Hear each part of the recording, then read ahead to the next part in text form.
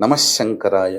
ఎవరైతే కర్మదోషాలతో గత జన్మ దోషాలతో ఇబ్బందులు పడుతున్నారో ఆ దోషాలన్నీ తొలగిపోవాలి అనంటే మే 15వ తారీఖు శుక్రవారం అద్భుతమైనటువంటి రోజు, మాస శివరాత్రి.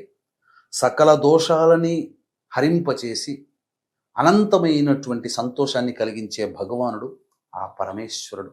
కర్మదోష నివారణార్థమై బియ్యపిండితో శివలింగాన్ని తయారు చేసి వాటికి కొద్దిగా నేతిని అద్ది, దాంతోపాటుగా నువ్వులు కూడా, నల్ల నువ్వులు కూడా అద్ది ఆ యొక్క శివలింగానికి మనస్ఫూర్తిగా అభిషేకము జరిపించి, తదనంతరం నీలిరంగు చామంతి పుష్పాలతో కానీ, శంఖు పుష్పాలతో కానీ, ఎర్ర జిల్లేడు పుష్పాలతో కానీ, తెల్ల జిల్లేడు పుష్పాలతో కానీ, మారేడు దళాలతోనైనా కానీ అర్చన చేస్తారో వాళ్ళందరికీ కూడాను ఆ యొక్క గత జన్మ కర్మదోషము తొలగిపోయి ఆనందకరమైనటువంటి జీవితాన్ని మళ్ళీ వచ్చే అశ్విని నక్షత్రం లోపల తిరిగి పొందుతారని చెప్పడంలో ఏమాత్రం సందేహం లేదు.